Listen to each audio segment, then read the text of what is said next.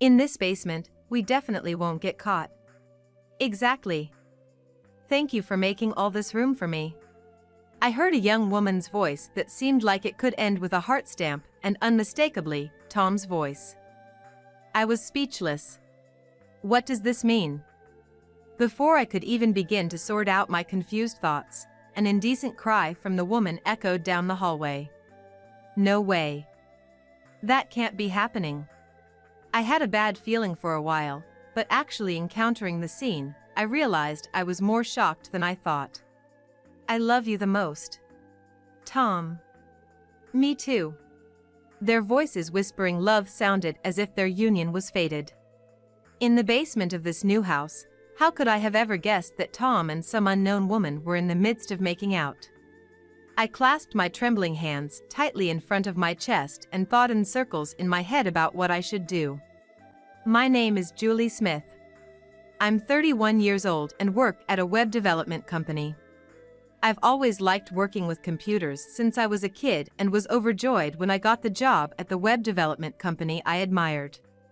The company itself is still young, only 20 years since its founding, and many of my coworkers are around my age.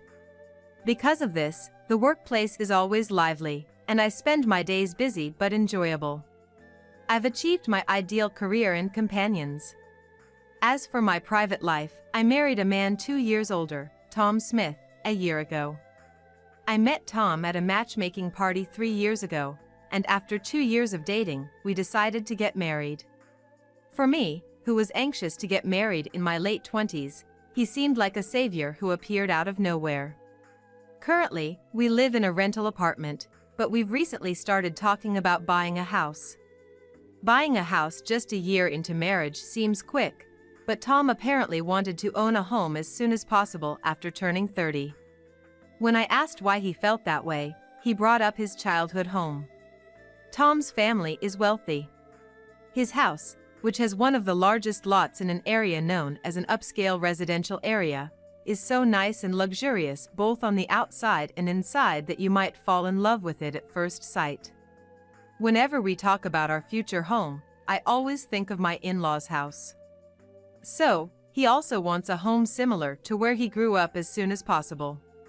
The reason Tom's family is so wealthy is that his father, my father-in-law, is the CEO of a major trading company, Smith Trading Company.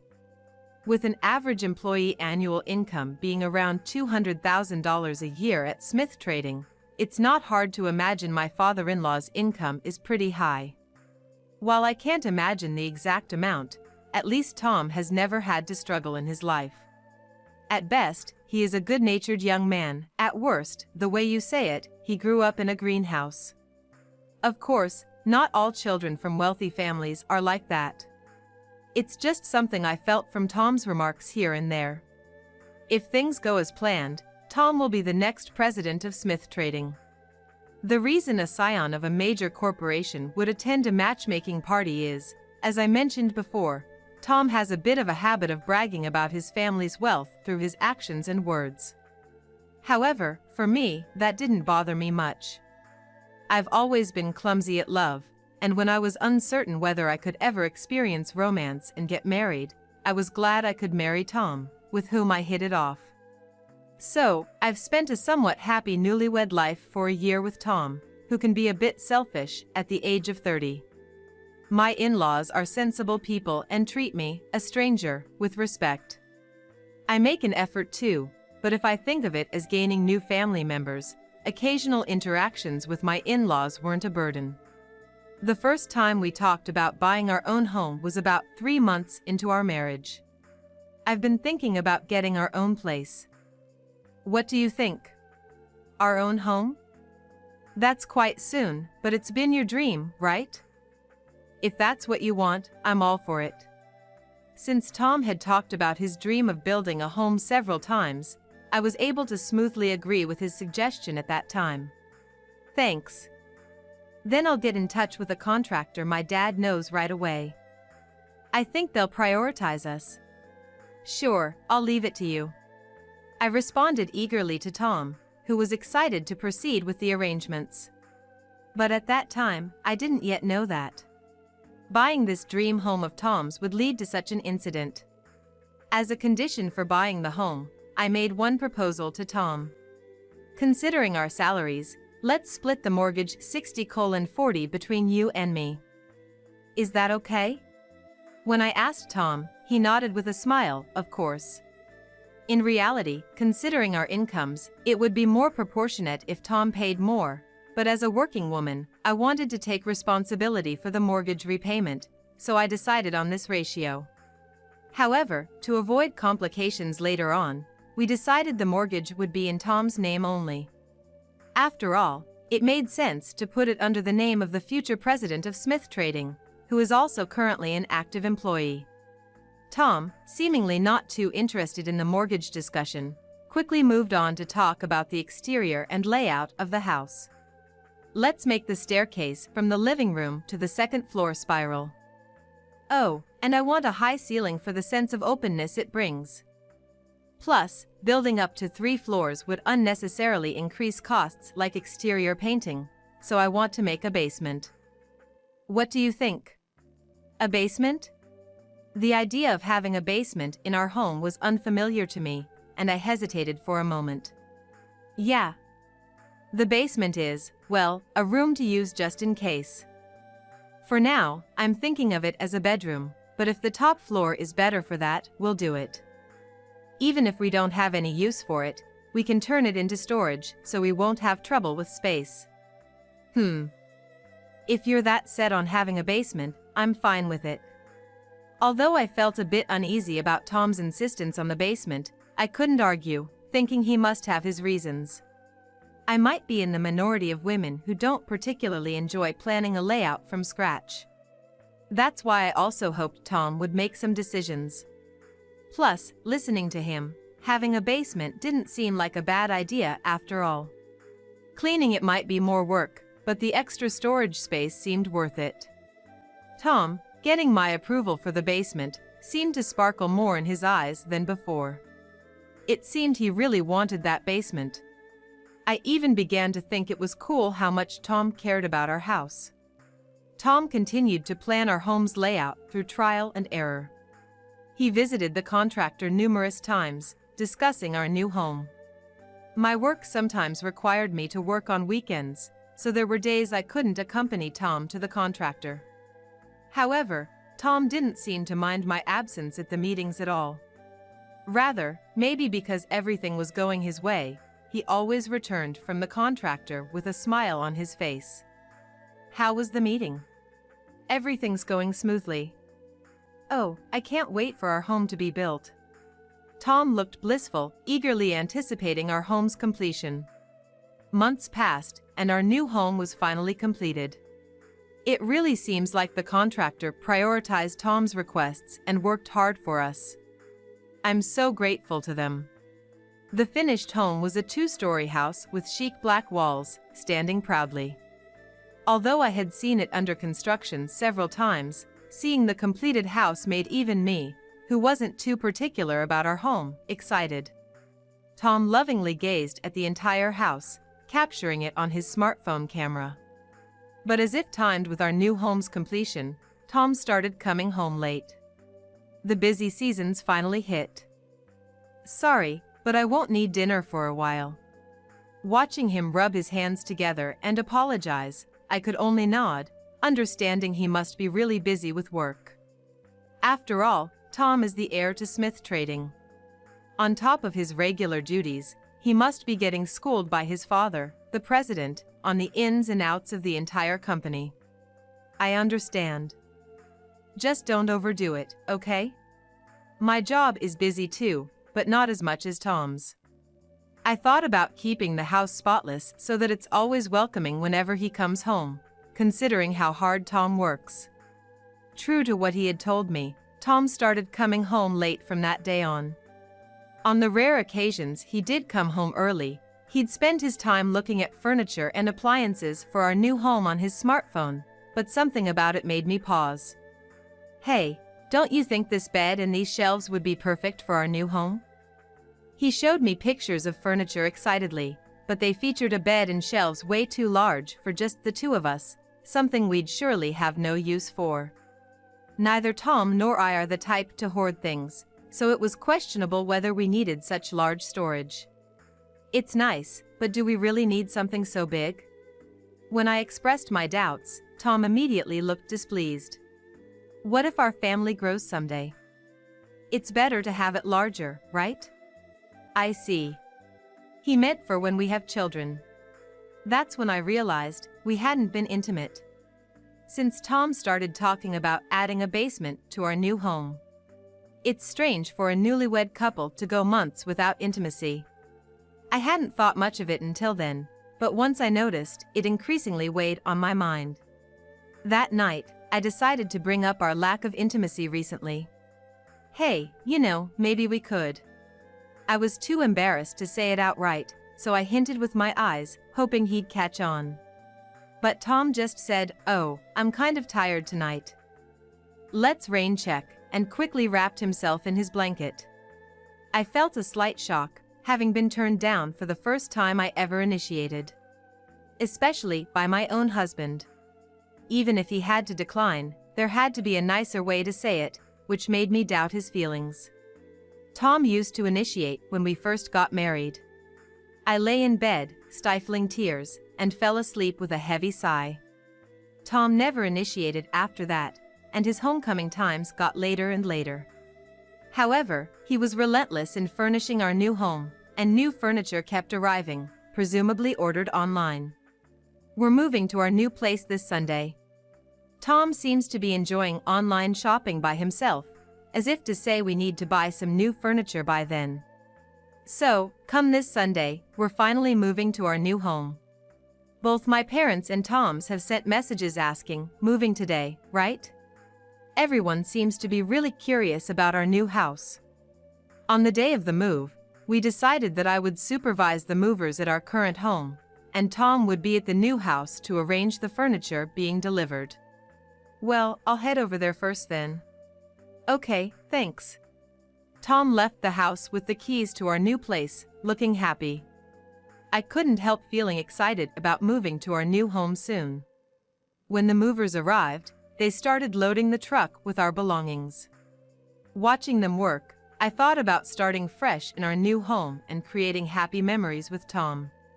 We've loaded everything onto the truck, so we're heading to the new address now. Thank you, please do. After watching the movers get into the truck, I took a photo of the empty room for one last memory of our old place. Well, I should head to the new home too. It's just 20 minutes away from our current house. I grabbed my bag and headed outside. As I was walking out, my phone started vibrating. Wondering who it could be, I answered to find it was the movers.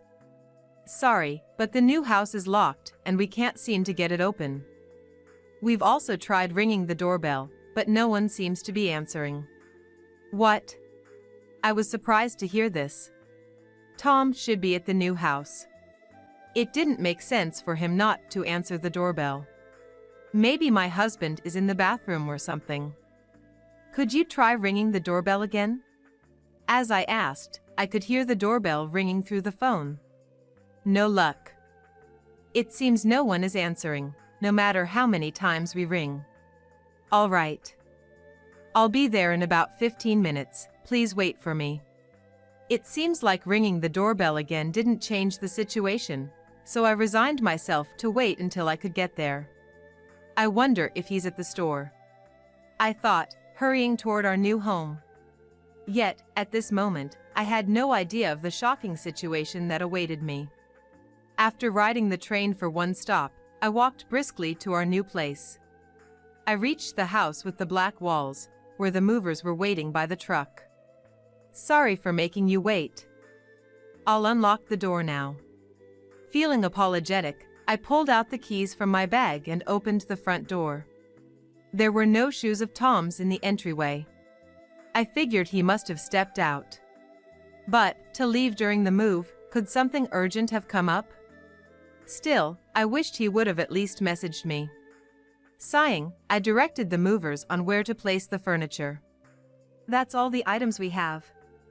Thank you for using our service. After the movers finished and left, I took a break and started unpacking the boxes. While deciding where to place everything, I remembered the basement.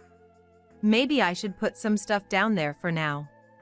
Things I was unsure about storing could be placed in the basement, which might help keep the living area tidy. With that thought, I carried a light box down to the basement. As I was about to open the basement door, I heard noises inside and paused. Stepping back, I pressed my ear against the door and heard the sound of someone moving around. Calming my breath, I cracked the door open just a bit. Light spilled into the hallway, and I caught my breath. I couldn't open the door wide enough to see inside, but the sounds let me guess the situation, sending shivers down my spine. In this basement, we definitely won't get caught. Really? Thank you for making such a room for me. I heard a young woman's voice that could easily end with a heart stamp and unmistakably, Tom's voice, leaving me speechless. What does this mean? Before I could even begin to sort out my confused thoughts, an indecent cry from the woman echoed down the hallway. No way. That can't be happening. I had a bad feeling for a while, but facing the reality was more shocking than I expected. I love you the most. Tom. Me too. Their voices whispering love sounded as if their union was fated. In the basement of this new house, how could I have imagined Tom with an unknown woman right in the middle of it? My hands trembling, I clenched them tightly in front of my chest, wondering what to do next. I quietly closed the basement door and locked it. Did you hear some noise just now? Must be your imagination. Or, it's the movers. I see. Tom and the woman seemed to have noticed the noise, but there was no sign they would stop their liaison to come out. Disgusted by their nerve to lock themselves in the basement for an affair on moving day, I felt a surge of anger. How could this happen? Tom and I were newlyweds, supposed to start a happy life in this house. I clenched my fists, overflowing with the desire to retaliate. I wanted to catch them in the act. The only thing to do was to act now. With that decision, I reached out to my parents, Tom's parents, and his aunt and uncle who lived nearby. When I mentioned hosting a housewarming party, they all arrived quickly. Especially since our parents knew we were moving today, they were planning to come anyway. Tom's relatives made the effort to come too, and I smirked to myself. Thank you all for coming. The place is still a mess with boxes everywhere, but please make yourselves comfortable.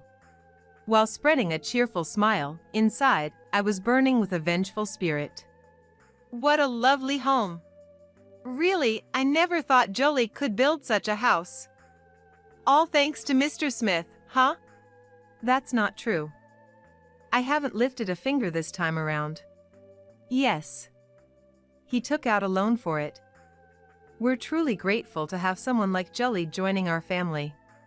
Our parents modestly complimented each other while checking out the living room, garden, and upstairs rooms. Didn't you say this house has something special about it, Tom's touch? Yes, that's right. Tom even bragged about it to us. The uncle and aunt seemed to know about Tom's significant attachment to the house. The conversation flowed so conveniently, I almost laughed. Yes, that's correct. Especially, Tom's pride is in the basement, so I'll show you now. I led our parents down the stairs to the basement. Tom and the unknown woman were probably still in the midst of it. Hearing the woman's voice still reaching my ears, knowing the truth. I took out the key from my pocket, inserted it into the basement door, and turned it to open. Here is Tom's pride and joy, the basement. Beyond the door I flung open lay exactly the scene I envisioned. Tom and a young woman, naked and embracing on the bed. What in the world is this? My father-in-law exclaimed in shock upon seeing his son in such a compromising position. Simultaneously, Tom and the woman noticed us and froze. Dad, Mom, Jolie, and the uncles and aunts too, why? What is the meaning of this? They screamed in panic, but those who truly wanted to scream were us, having discovered the affair in the basement of the new home. What are you two doing? My mother-in-law yelled, her face red with anger. My parents were so shocked they couldn't even speak. This is, not what it looks like. Let me explain. Tom tried to defend himself, but in this situation, any words sounded like poor excuses, and he couldn't continue. Hold on a second. Aren't you Harris? My father-in-law suddenly addressed the woman. Harris, as she was called, jolted, looking terrified as if she had seen a ghost, and quickly covered herself with a blanket. But once my father-in-law recognized her, his face turned pale rapidly. Father-in-law, do you know this woman, Harris? I couldn't help but ask my father-in-law. He nodded with a trembling voice, yes. She's a new employee at our company. What? Thoughts raced through my mind. A new employee would be around 22 if she graduated from college or about 18 if she finished high school. Tom started talking about building this house around May this year. At that time, he repeatedly expressed his desire to have a basement. And he even ordered large storage units and a bed, seemingly excited. I thought it was just his passion for our home. But piecing together what my father-in-law just said tells a different story. Could it be you met this woman in April and everything happened so quickly? Was the basement created to sneak her in secretly? And the furniture and bed were for your affairs? I confronted Tom with my deductions. No, it's not like that. The basement is for my hobbies. I thought we could use it for storage. The furniture, too, was meant for us to use together, right? Listening to Tom's words fade away, I felt my love for him cooling. A basement just for storage? I believed in your dedication to our home at first, but now, seeing this, I can't trust a word you say. Tom mumbled in response. I had looked forward to starting a new life in this house. But now, this betrayal doubled my shock. Harris, was it? You really thought it was okay to have an affair with a man 10 years older than you? My anger now turned towards the woman named Harris. I didn't know. I had no idea Tom was married. She said uncertainly, but my father-in-law's "that's impossible" made her gasp in fear. Everyone in the company knows Tom is married. We even announced it in the company newsletter recently. You might want to claim ignorance because you're new, but seeing this big house and still claiming you didn't know is a weak excuse, isn't it? Faced with my father-in-law's rebuttal, Harris stumbled over her words. In this situation, naked and caught in the act in the basement, no excuse could possibly matter anymore. Harris really didn't know. It's all my fault. Please don't blame her. Tom tried to defend Harris, his voice fierce. Even now, I couldn't believe his nerve to protect Harris. At this moment, I am the one who is most hurt. Tom should be protecting his wife, not his mistress, Harris. My in-laws, my parents, and I all thought the same, furrowing our brows in unison at Tom's defense of Harris. Seeing everyone's reaction, Tom finally seemed to realize no one was on their side, and he started trembling. Harris also voiced her anxiety. What's going to happen now? If she was so worried, she shouldn't have had an affair in the first place. It's too late now. So, what's going to happen to us? If Jolie is willing, let's start over. It was just a momentary lapse. I never thought a younger woman could seriously fall for me. It was all just a game. Come on, let's make up. Tom's proposal left us all speechless. The woman next to him, feeling betrayed, couldn't hide her surprise. I scoffed at Tom, who was desperately changing his stance as if begging for his life. Who in the world would think about reconciling with their husband in this situation? I was astounded by Tom's naivety. Really?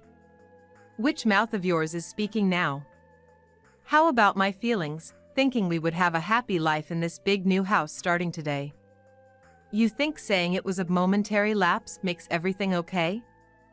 Isn't that disrespectful to both me and her? Weren't you prepared to lose everything when you decided to cheat? Or not? Well, I was immature. Tom was on the verge of collapse under my relentless questioning. I was appalled by his lack of seriousness. My father-in-law also seemed disgusted by Tom's frivolous attitude. Hey! Listening to this, what's with your half-hearted attitude? First, you owe Jolie an apology. Not even doing that, you think you're the only one who deserves forgiveness? I didn't raise my son to be such a disgraceful man. Given the circumstances, you are disowned from the position of the next president. And Harris, you are fired from our company as of today. My father-in-law's furious voice echoed in the small basement. At that moment, Tom and the woman's eyes widened in shock. Wait, disowned? Isn't that going too far? Dad, please forgive me, I'll do anything. I'll take on any job you hate. Just don't disown me. And me too, please. I finally got into a good company as a new grad, and if I'm fired for this, what will I tell my parents and relatives? I'm truly sorry for everything. I don't mind being transferred to a different department. Please, just don't fire me. Both of them were prostrating on the bed, begging my father-in-law for forgiveness. However, looking at my father-in-law's face, it was clear that their apologies fell on deaf ears, his expression cold and unmoved. After a moment of contemplation, my father-in-law took a deep breath. You too, apologizing to the wrong person. What's the use of apologizing to me? You should be apologizing to Jolie. Not even knowing who to apologize to, you're unfit to take over Smith Trading. Got it. My father-in-law's final blow hit Tom and the woman hard. The two screamed in horror and clung to each other. You understand now, right? Get out of this house immediately. Come on, Jolie, forgive me. Look, I'm apologizing, see? I'm sorry too. Let's just forget this ever happened. Tom and Harris pleaded with me as if this was their last hope. But I glared at them and yelled, "Don't underestimate me. Get out now." With my final blow, the two jumped and ran out of the house. Those of us left exchanged looks and breathed heavily. My in-laws kept bowing to my parents and me. It's good these parents are decent people. Though my anger at Tom hadn't subsided, I had already resolved to live a life without him from this point on. We divorced, and I successfully got a substantial settlement from Tom. Being the son of a wealthy man, Tom himself didn't have the means to pay the alimony in one lump sum. He would have to pay off the debt over time. My father-in-law, true to his word, fired Tom and Harris and disowned Tom from the Smith family. Tom resisted till the end, but my father-in-law dismissed him, saying, "I cannot entrust Smith Trading to someone like you. Instead, one of my father-in-law's competent subordinates is likely to take over the company." I might have been a bit lenient because he's my son, but he just wasn't cut out to be a president. My father-in-law analyzed calmly, truly the demeanor of a major company's CEO. The new house Tom and I bought became his property as I moved out. Originally, the deed was in Tom's name anyway, so that was always the plan. I had only bad memories of that house, so I would have been troubled if he hadn't taken it. Now, Tom has to repay the mortgage on that new house, and without a job, he must be despairing over how to make the payments. Harris, it seems, ran off after realizing Tom was no longer going to be the next president of Smith Trading. In the end, she was only after Tom's money. Otherwise, she wouldn't have had an affair with Tom, who was 10 years older. Of course, I demanded a hefty sum in damages from her as well. Tom, having lost his job, will likely face a grim future figuring out how to repay the alimony debt. The future awaiting her seems quite bleak as well. Tom has lost a wife, a mistress, the title of the next president, and is left only with debt. I don't feel sorry for him at all. All of this was the result of Tom's own doing. Without his father's support, how is he going to recover? I do hope he manages to pull himself together, but I also wish he never appears in front of me again.